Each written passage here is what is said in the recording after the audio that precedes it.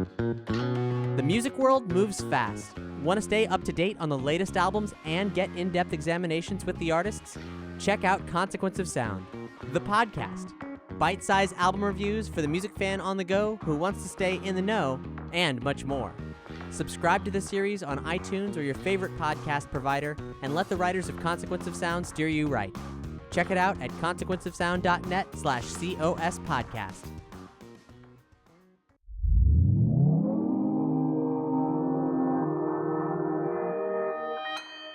Consequence Podcast Network.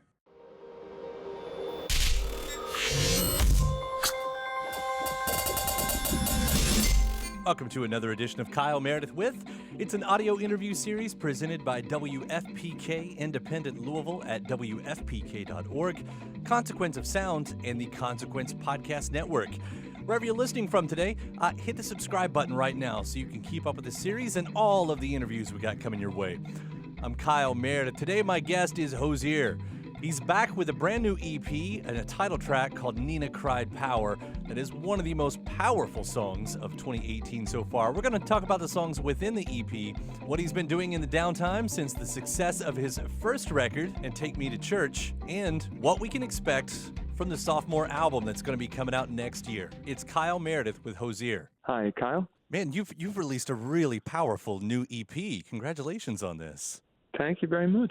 Thank you. Appreciate it. Just happy to be releasing music, releasing tunes again. Yeah, I guess on in the timeline, it does look like a while. Although there was a little one-offs in between there with some live music and with the Legend of Tarzan track too. But does it feel like this has been a long time coming? It feels. I mean, it kind of feels like a matter of months since I was touring last time around, and somewhere between a matter of months and a lifetime. It's kind of that weird kind of thing. And I was touring for 2 years, so even though the album was released, I feel like a lot of the time in between releasing music was spent kind of touring and promoting it. But it does I suppose actually playing shows again, playing shows and doing sessions and kind of living on the bus for the band again. That feels like a homecoming in its own weird way, which is nice. To have, I guess, the kind of success that you did right out of the gate with that last record. I mean, what has that done to your life besides just keeping you out on the road for seemingly ever? I mean, have you been able to find any normalcy in whatever time off? I mean, have you wanted normalcy? Yeah, no, very, very much so. I found like you've kind of all. It was it's crazy when it all kicked off, and then it was a kind of a crazy few years. So it was important for me definitely to kind of find that normalcy in moving. I kind of moved back to very close to where I come from, and lived in the countryside and kind of lived on my own for a bit of time, reconnected with family, and the kind of just the kind of spot where I grew up, and just spent as much time with my head kind of down in work or just chilling out as possible, which was good and nice and kind of private part of the world. I mean, some folks, that turning off means not even picking up the guitar. Of course, some folks you just can't, help. But to write or whatever the case, right? Totally. And I put down the guitar for a couple of months, I would say. I actually, when I was writing a lot on piano, there is that kind of, until you know what it is that you really want to write or what's worth writing. It's kind of nice as well to give your hands a break from falling on the same spot. So there was a bit of time spent in just decompressing entirely from. And then you just find ideas come, you know what I mean? Once you switch off the brain, stuff starts to emerge, which is good. Yeah. So when did that happen? And was it any one thing? Did you notice? Was there that moment? Do you remember that said, "Oh, here come the songs again"? Yeah. It's like weirdly there was like the latter half of 2017. Like this is a 6 month period where I kind of hermited myself in the countryside, and things like ideas were just kind of falling from me in a nice way. I think I came off the road with no songs written fully, but maybe hundreds of kind of these voice memos and these kind of little voice recordings on my phone. And then there was, some time spent kind of obviously getting my head out of that and then looking through those ideas, and kind of you see what's worth exploring, and then you've got new ideas that have been coming to you since you came off. But there is definitely the latter half of 2017 is a blur. It's just a total blur. You ended up with these four songs here. I mean, do these feel like an island onto their own? Is that how they ended up on the EP, or is this, should we see this as a bridge to the album? I would definitely see it as a bridge. Yeah, it's a nice little taster plate. There's a kind of this, if some of the palette of what's on the record and some of the feeling and certainly there's the atmosphere, I suppose, on the EP is definitely something that's explored further in the record. So it is a kind of a sampler of what's to come. There's a lot of different stuff coming, and we'll have another song before Christmas, which is not on the EP. But it's kind of, I would see it as something to kind of bridge the gap. Let's talk about some of those songs, and we'll get to that title track because I feel like there's probably a lot to get into with that one. But also there's that one where you only use the abbreviations. I'm going to go ahead and give the full title here with nothing fucks with my baby. Great to hear that spoken out loud in an interview. I mean, that's a hook right there. But it's also a love song, right? Yeah, no, I would say so. So it's kind of, I kind of would describe it sometimes as a love song for the end of the world, and it's this, I suppose, imagining nearly in a kind of a fantastic way, like the world kind of coming to an end in a sort of quite a real sense. Like the song kind of takes its lead from this old W.B. Yeats poem, who's an Irish poet who wrote a poem called The Second Coming, which describes, it was kind of born out of, like, I suppose, the geopolitical kind of tumultuous time in the early 20th century, and imagining this kind of, the end of the world approaching in a kind of a biblical sense of like the Antichrist, waiting to be born. So it's kind of takes its lead from that in a kind of a tongue-in-cheek way, and just imagines the end of the world, but the object of the singer's affections really is kind of is something that is far above it, or far more kind of nearly far more terrifying in a way, that they're completely unfazed by. It's just kind of, it's a love song of kind of looking in awe of somebody who's completely unfazed by the end of the world, if that makes any sense.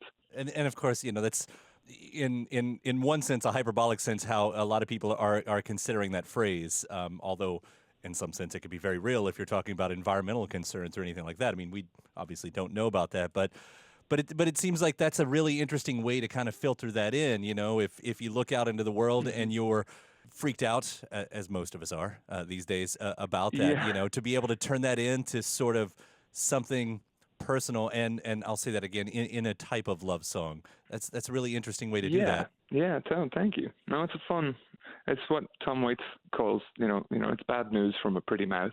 You know what I mean? It's like trying to talk about something awful, but in a very find some sweetness in it. Well, I'll use that to the more obvious big song here with Nina Cry Power. This is one of the most powerful songs I think we've heard this year, and it's obviously a powerful message. Where did this come from for you? I think it kind of born out of I don't know. I just wanted to write something that was optimistic and that was hopeful, and that lacked cynicism and didn't kind of roll its eyes. And again, I think coming off the road, like the other year, I just at home, like in Europe and particularly abroad, it just felt like there was kind of an upswing of rhetoric on I suppose geopolitically speaking, like an upswing of rhetoric that was divisive and had an undercurrent of othering and xenophobia to it, and something that was just spoke to people's worst suspicions and fears about other human beings. And I think the intention was just to write something that was hopeful and kind of optimistic, and drew from a legacy of artists that kind of wrote and sang honestly about their own times in difficult circumstances, and artists who lived through even further in far harder circumstances, far more difficult or confusing circumstances, and just spoke about them and sang honestly about them. And it's, I suppose, I just wanted to write a song that kind of credited that, and just that's a thing, that's there's a history there and a legacy there to draw from and feel glad about, And those artists, I mean, it's a legendary list of artists. Does the artist that you mentioned also direct the sound of the type of song? Because a lot of them do lean towards a certain type of sound. I mean, there's a lot of the artists mentioned. Some of them are from a blues or soul or kind of R&B background. A lot of them, though, I mean, there's Woody Guthrie is in there, so there's like, and Bob Dylan and Pete Seeger, and then there's kind of, I think John Lennon is mentioned. So there isn't, and then of course there's like, you know, Curtis Mayfield and Marvin Gaye is mentioned in there, Joni Mitchell and Patti Smith. So it's kind of it's a fairly wide stable of styles and genres. But I think for me, like obviously like absolute heroes and absolute, you know, like legends of their craft, but people artists who imbued their work with an honesty and let their music be a vehicle for the zeitgeist and for, I don't know, for themes that were important to the days that they lived in. And I think for me, it's a song. It's just a thank you note to that. It's a thank you note to the decision to do that. And then having, of course, Mavis Staples and Booker T on there. I mean, she's mentioned in the song, and she guests on the song, as well as so many of her contemporaries. Did she comment on any of those? Did that allow you to jump into the stories like, oh, let me tell you about the time with so-and-so? I mean... She did, and that was outrageous. Yeah, like that. Like I think that was for me. Obviously, Mavis Staples is one of the most amazing people I've ever met in my life. She is the warmest, kindest, most generous. Generous with her time, generous with her spirit.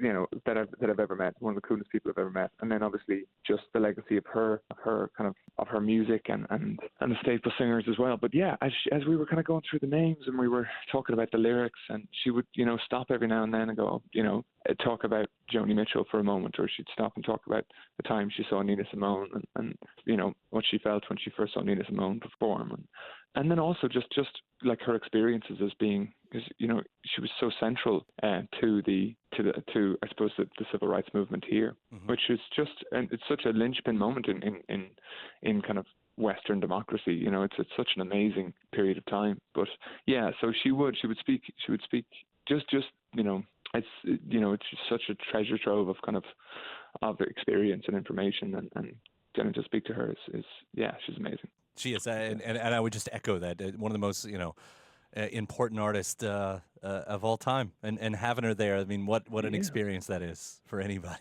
Oh, totally, man. It was a dream. No, it really was. I feel really honored that she would join us on the track. She's a legend. And I'll bring up another one. You recently met Springsteen, right? Oh my God, yes. What was that like? Oh my God. So, you know, Springsteen is on Broadway at the moment. So I was getting into New York, and we are label mates. We're on the same record label, which I'm very, very proud to say. But so somebody from Columbia had surprised me with tickets to his Broadway show, which is absolutely beautiful and contains a lot of excerpts from his autobiography, and he kind of expands on them and contextualizes them, and you know, would sing songs and kind of curated to what he's talking about. But really beautiful, man. I was like, it's a very beautiful show. I was quite moved by it. And then I just got to meet him for the first time afterwards, which is a joy, because like he's a really inspirational artist for me. He's the boss. You know, there's no other way around it. He's amazing. You know, he's a man who when asked, can deal out plenty of advice too. So I don't know if you got that chance, but no. I mean, we didn't get a huge chance to chat afterwards, but I have to say, just to show in and of itself, I suppose the man leads by example. You know, in that regard. He's a dude. Backing up just a little bit, and I'll kind of close out with this too. You know, so we had Better Love, as I mentioned earlier, with The Legend of Tarzan. Going into this, I don't know, did that allow you to try on any different styles, to access a different road that sort of helped? Because, you know, going into the EP, you hear little hints that there are bigger sounds that we can hear on this. I'm not going to say more produced or anything like that, because I don't think that's the fair phrasing or anything. But, you know, there is some bigger things, and working on a project like that, I know can kind of, you know, allow artists to try out that muscle a little bit more. Yeah, I think that's something, and you know, definitely on this record moving forward, there's a few things that kind of expanded on, and obviously I'm still very much in love with kind of like a choral tradition and like human voices in harmony and arranging backing vocals and stuff as a vehicle for the song, and like just a tradition of kind of singing in harmony with other voices. So there's exploring that quite a bit again, and then trying out a little bit more electronic sounds here and there. Nothing too crazy, but just kind of exploring different palettes here and there. But it's definitely and then also I suppose writing stuff that for me, because I've spent so long on the road, stuff that is really, really fun to play live. Some stuff that is really, really enjoyable to perform, and that I think leaning into rhythm a bit more, letting rhythm take the lead a little bit, and letting some of the music be informed by its rhythm. That's maybe something that kind of was fun to explore this time around. Well, I'm really looking forward to hearing the rest of it, because I've enjoyed this EP so much, and it's really fun to know that there's even an extra song on the way. I don't know what you can say about it. Is that part of a project, or is that just going to be a one-off? That's a one-off. It is. It probably will be. It falls under the category of the record coming early next year. So it would be a single off the record. But it's one of my favorites. I have to say. It's called Movement, and I don't know what I can and can't talk about with regards to the video and stuff, but it's one I'm super proud of, and it's definitely one of my favorites, hands down. And we've kind of snuck it into the live set here and there, just to give people a listen to it, and it's my favorite. I'm looking forward to it. I think we're looking at releasing that in about a month's time or so. That's exciting, man. Yeah. Andrew, this has been so much fun talking. Thank you for your time today. Congratulations on these songs. You've really done something outstanding. Oh, cool. Thank you very much, man. I appreciate that. And yeah, thank you for talking to me. Thanks for the support. I really appreciate it. Yeah. Anytime. We'll see you around. Yes, absolutely. Absolutely do. See you at the show at some stage, hopefully. All right, man. Take care. All right, dude. Take care. Thank you. Bye. Thank you. Bye-bye. Bye-bye. Hey, my thanks to Hozier for the call. The new EP is Nina Cried Power. Don't forget to hit the subscribe button wherever you're listening today, whether it's on YouTube, iTunes, Podchaser, wherever you're getting it from. Subscribe, give it a rating, leave a review as well. Then you can head over to WFPK.org. That's where I do a show every Monday through Thursday from noon to 3 Eastern. You can also find some bonus episodes of this series over there. I'm Kyle Meredith. I'll see you next time.